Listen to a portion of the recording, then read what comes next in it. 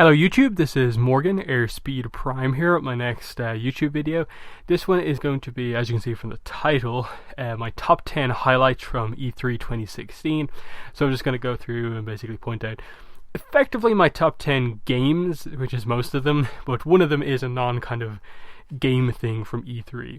But I'll start off with just some really quick kind of, I suppose, honourable mentions that I won't go into any sort of depth on. First one is just that this E3 really highlighted, I just do not care about VR whatsoever. I could not have tuned out any more than I did during the segments of most of the press conference that involved VR. Just no interest right now for me.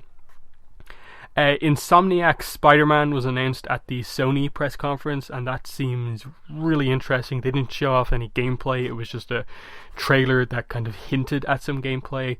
Given the development studio behind that, and Spider-Man is a really cool superhero who has had good games in the past but hasn't in a while, that could be really good, especially given that I think Insomniac did Sunset Overdrive, which has kind of mechanics that I think would work, and then adapted to Spider-Man could work really well. From Bethesda, Skyrim Special Edition Remaster.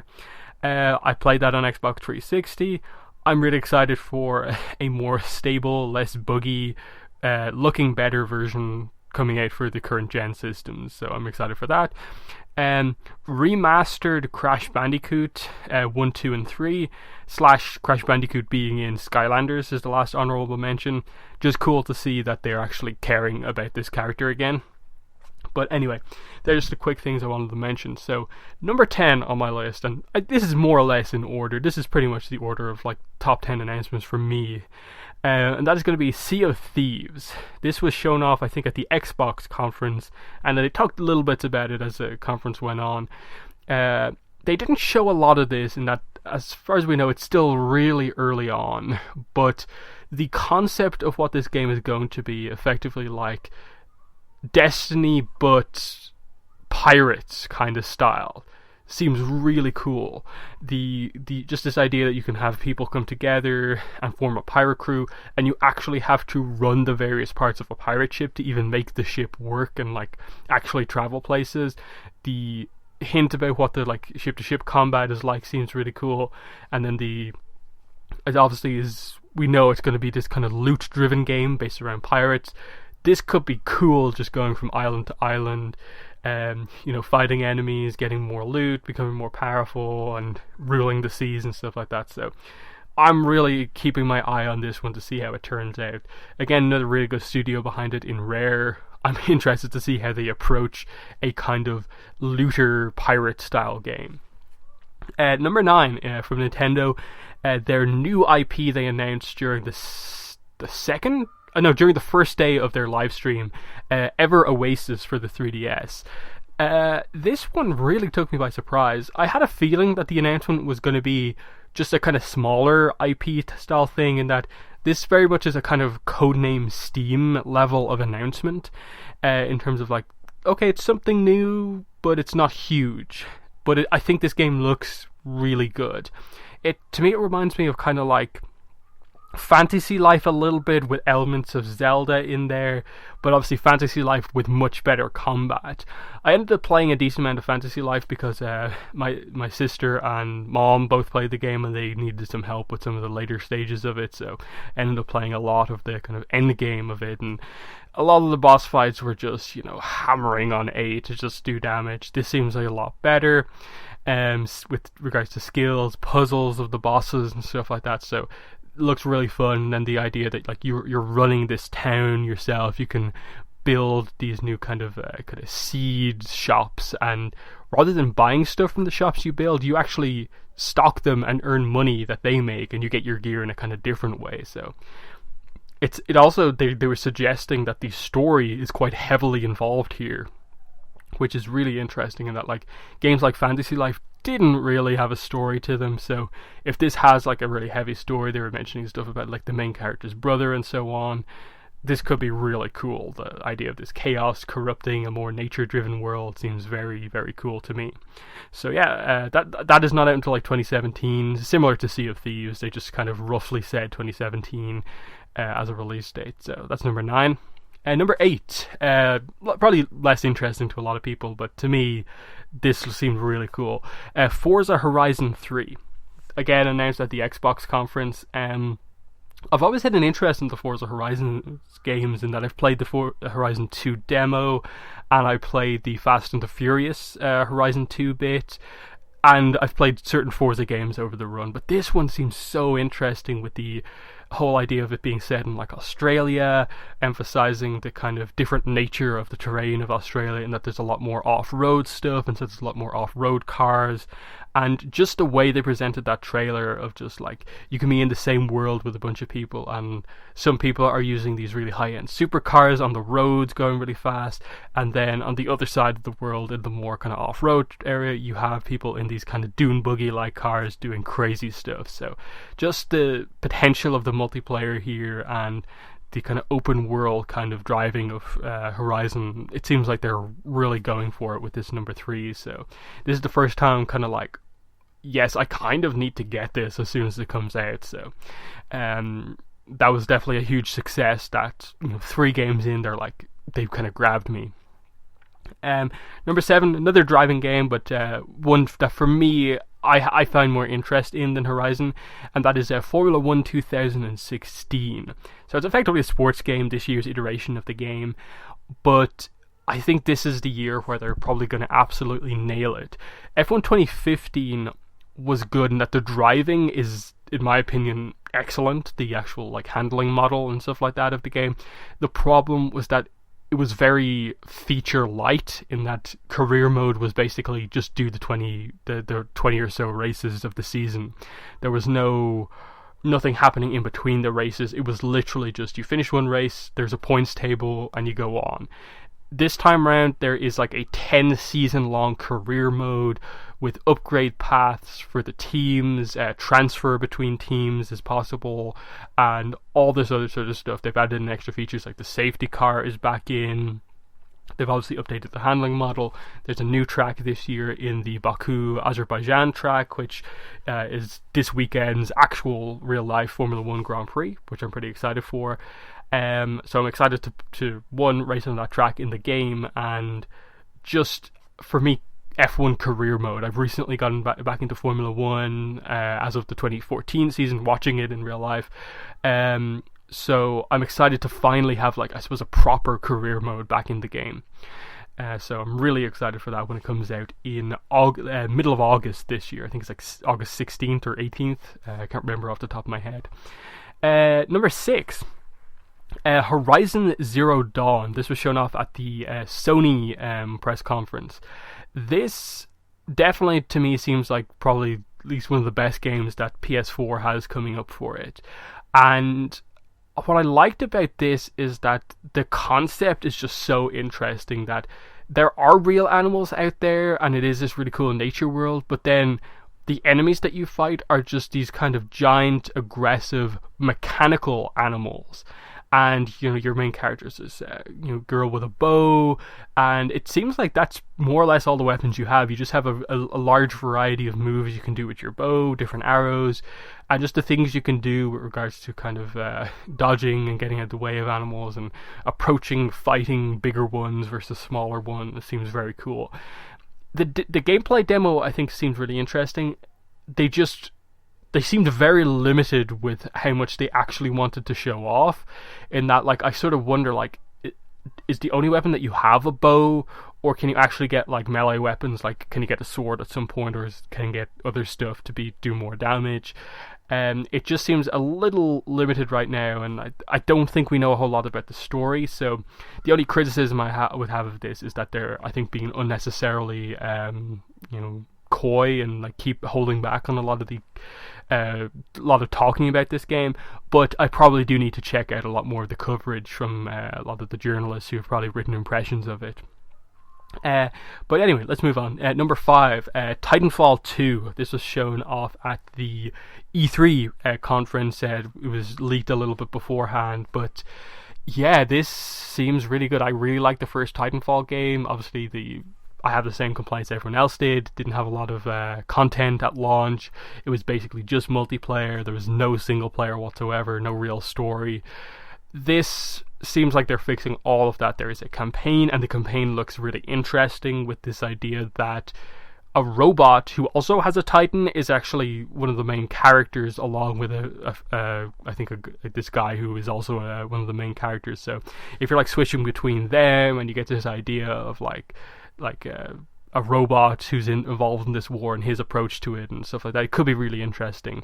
The problem obviously is that Titanfall 1 didn't get any sense of like lore story across, like, for me at all, to understand why they have Titans or why this is all going on. So Titanfall 2 has to like fill in like everything on the story for me. But the gameplay of the multiplayer that they've shown off just looks amazing. The new Titan abilities that there are, announcing that there's going to be much more than the simple, small, medium, heavy Titan categories that were in the first game.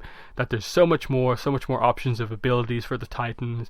And then even just your pilot, your kind of standard shooter character, the movement, they've just gone down crazy on it. That the different maps that are available seem great. The grappling hook is obviously one of the new mechanics they've introduced. The ways you can use that seem really cool. And from some of the impressions I've heard from like the Giant Bombcast and stuff like that, they've talked about how like there's just really cool stuff you can do with regards to like how you interact with Titans who are like doomed, basically about to explode. Like you can jump on top of them, and as the opposing pilot gets launched into the air, you can launch yourself into the air that way as well. I think we saw a little bit of that during the very end of the multiplayer demo trailer. So that seems really cool. So I'm excited for Titanfall 2 coming out.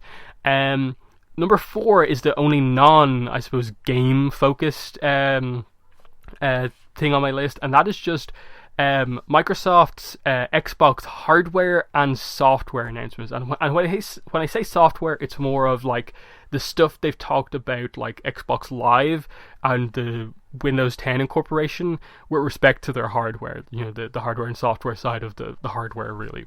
They kind of like, I think, got a lot of interest on this front purely because Sony and Nintendo didn't announce anything new. I think we knew going in Nintendo were not going to talk about the NX. For whatever reason, they just weren't going to do that. They want to do that in their own time. And I think the biggest surprise was that Sony, just days prior to E3 starting, said they were not going to show off the Neo or talk about it, which I think was the big surprise. So everyone was just like, okay, we have an idea Microsoft's going to do something, but are they going to really go for it? And so they absolutely, I think, nailed it in terms of the announcement. And like, it's kind of like, look, here's Sony, this is what we're doing, your move.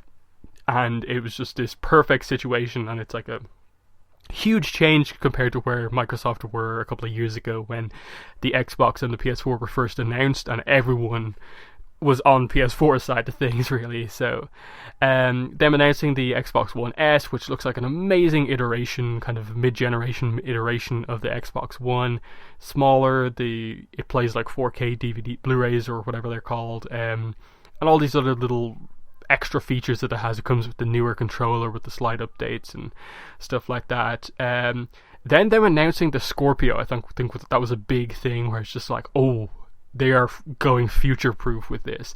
And even though I really don't have any interest, at least right now, in purchasing the Scorpio when it does come out in like end of 2017, I like that what they've been saying about it, Phil Spencer's been saying about it, is more that this is only there if you have a 4K TV. Like, if you don't have a 4K TV and don't really plan to have it, the Scorpio is perhaps not for you. You're not ready for that yet. And just what they've been saying about it is that, like, at least for right now, the next couple of years, you don't really have to worry about the Scorpio. That is there if you want the crazy level of graphics that we are allowing developers to do with it. Xbox One games will work on this, and the compatibility between the original Xbox One, and this will be all there. They've obviously said some confusing things about it, but I think in general, a lot of it has come across quite well. It's super powerful, and it's kind of future-proofing that system. And then the whole Windows 10 thing that they had on like almost every game they announced that like will be available on Windows 10 and Xbox One. You buy it on one, you get it on the other, and I think they basically said save data is like the same between them or something like that. maybe that depends on game to game, but I think they just nailed it. And then on the other side of things, it's the little things they announced with Xbox Live, that there's going to be this club thing, a looking for group thing within Xbox Live, and a bunch of other little things as well. These updates, I think, just made it seem like they know what to do. They're fixing some of the problems the original Xbox One had, and they're just saying all the right things. And then on the other side of the hardware thing, the Xbox Design Labs custom controller stuff, I thought that was brilliant. Just how colorful the kind of advert was for that, the trailer for that when they showed it. And if you actually go to the website and make your own controller, just the website and the way that works, how easy it is to get a look at the controller that you make and the options that are available. It's just so cool. Obviously the disappointment is that it's America only really for now. I think like America and Canada only for now, and it's not coming to like the UK, Ireland until 2017. That's a little bit of a disappointment, but we know it's coming at the very least. So I think they just nailed it in terms of the kind of non-game aspect of their conference, and it's just like, okay, Sony, what are you going to do now? Like, what is the Neo? Like, rumors are that it's kind of almost not really anywhere near the Scorpio's level of power, but we'll have to see. Number 3, Pokemon Sun and Moon. Obviously, Nintendo, just prior to the show coming out, announced that, okay, we're not just going to talk about Zelda, we will also be showing off some Pokemon Sun and Moon. And even though a lot of people complained about this, I think that was more because just people were so hyped to see Zelda that them starting off with Sun and Moon was just like, okay, come on, get through this. But I actually really liked what this demonstrated about Sun and Moon. Them confirming stuff like full analog control. It's no longer like incredibly tile based like it was before. That is just that update makes this so much more interesting. That running around the grass is not a matter of like squares and stuff like that. It's just free form, and allows them to do a lot more with the level design, as a lot of people have pointed out, and the locations. There's a lot more curves rather than like right angles and stuff like that in the locations. And then just some of the like subtle animations that we saw. When you pick up an item out in the field, your character actually like bends down and like there's a little animation of them actually picking it up. When you run up a hill, there's a subtle animation change as your character runs up the hill. It's like they're struggling a little bit, but they're still going up. And then just the excitement around like the first wild Pokemon they ran into, as like you're wondering what's it going to be, new Pokemon, it has to be a new Pokemon, and then it's a Ladybug, and you're like, oh, so disappointing. But then they did reveal a couple new Pokemon, Yungoos, Piggypeck and Grubbin they revealed on the website. All seem interesting in their own way. I think in general these are a lot of the more kind of boring Pokemon per generation, like the standard bird Pokemon, your kind of Rattata of this generation, and then a more standard bug Pokemon. But interesting enough. I think the woodpecker whole motif with Piggypeck evolving 2 times confirmed, and potentially being fire type at the end, but we're not fully sure. That could be a really cool Pokemon. Yungoos seems to have an interesting backstory in that they hint at like it was brought to this generation, to this Alola region to deal with the threat of another Pokemon, and so that hints at another kind of Seviper, Zangoose type situation here. So there's obviously a counterpart Pokemon to Yungoos, and it'll be interesting to see what that is. But in general, I liked what I saw. It just seems like this is the current generation of Pokemon that we've been waiting for. It seems like a huge increase even over X and Y, which themselves were a huge increase over the 5th generation. Number 2 on my list is going to be Destiny, specifically the new expansion, Destiny Rise of Iron. If anyone doesn't know, I am a huge fan of Destiny. Like in the past, like since launch basically of Destiny, it's probably been my most played game by a long way. I am so hardcore into Destiny, it's like not even funny.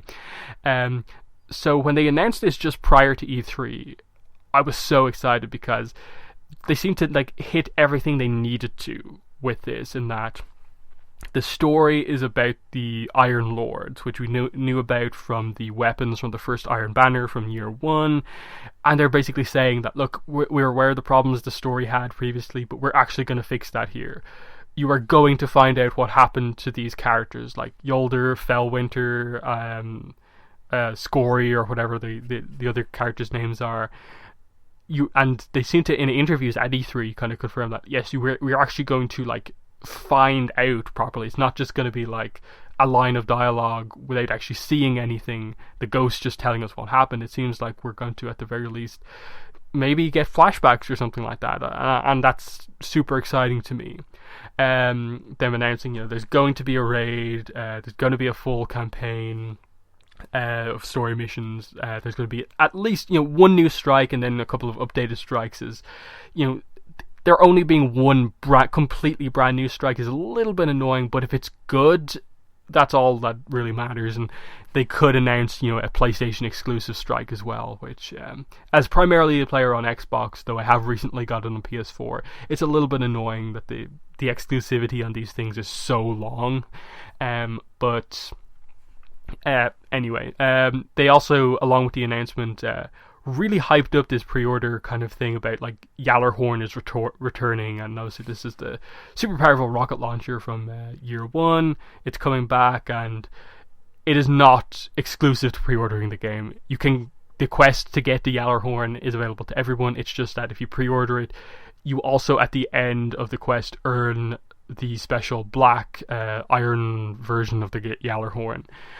So that's a cool pre-order bonus. And then just what they've been saying, like the enemies that we're going to be facing are the Fallen, but kind of infected by the SIVA virus, so they're more mechanical. Seems really cool. We're going outside of the wall. There's a new space, Plagueland. And I think most importantly, they are dropping Xbox 360 and PlayStation 3. They are moving it to Destiny is seemingly current gen only from here on out, which can be nothing but an improvement for sure. So that's going to be big. I think just we'll see some really fancy stuff in this expansion. So I'm so excited for this when it comes out in September. Number one has to be game of the show, announcement of the show, Legend of Zelda Breath of the Wild. Just what can I say about this? This just blew me away. I was expecting great things from this game, but I did not expect it to be this good. The trailer they showed just straight away like hooked me, like, oh, I'm buying this game. And then like basically almost 2 full days of footage of this game that's come out. What I've seen is great. And all the limitations that they've basically said are on this demo, that like there are purposefully no villages, barely any characters in the area, and then they are limiting themselves effectively to just one area of the map. This game seems huge in that when the actual game comes out, the area that they were playing in right now is also going to have these villages that have actual story missions to it as well. Plus, obviously, you'll be able to explore the other areas of the map and stuff like that. And just all of these little features that they have, like the food, you get weapons from enemies. It seems to have a little bit more of an RPG feel in that your weapons are kind of leveling up basically based on the power of the enemy you fight to get a new weapon. You do these kind of mini dungeons called shrines to get like special abilities, and that's where you get like most of your special items from to do this fancy stuff. And then just it seems to have this element of kind of like Metal Gear Solid 5 almost, of just like the world is a sandbox that you can do anything with. Like if you see a group of enemies, you can decide, okay, this is how I'm going to approach doing it. I'm going to like spy on them, analyze them, and then I'm going to do this, then this, roll a bomb in, this is going to happen. And just the fun you can have just not doing anything in relation to the story or anything like that. It seems like this is going to be absolutely amazing. And especially given that this is a game coming out on Wii U and NX, and they only showed off the Wii U version, and it looks this good, I'm just like, wow, I'm getting the Wii U version. Like, I'm at the stage now where I'm just kind of like, I'm interested in the NX reveal, of course, but unless they announce that the NX version of this game is going to be extremely, like, so much better than the Wii U version, I'm sticking to the Wii U version, because this looks great. Because if it's just enhanced graphics, runs it a little bit smoother, I'm not going to get an NX just for that. and I'm perfectly fine with playing this game on Wii U. So absolutely Zelda Breath of the Wild, game of the show. But in general, I thought the show was quite good as well. Obviously, I still have to check out a lot of the extra coverage that came out outside the press conferences, but for me, those are the things that stood out the most to me from the show. So in the comments, let me know what your thoughts are on my own list. For you, what were the big announcements? And just in general, what were your thoughts on E3 this year? What are you excited for? But other than that, that's been the video. Thanks for watching, and bye.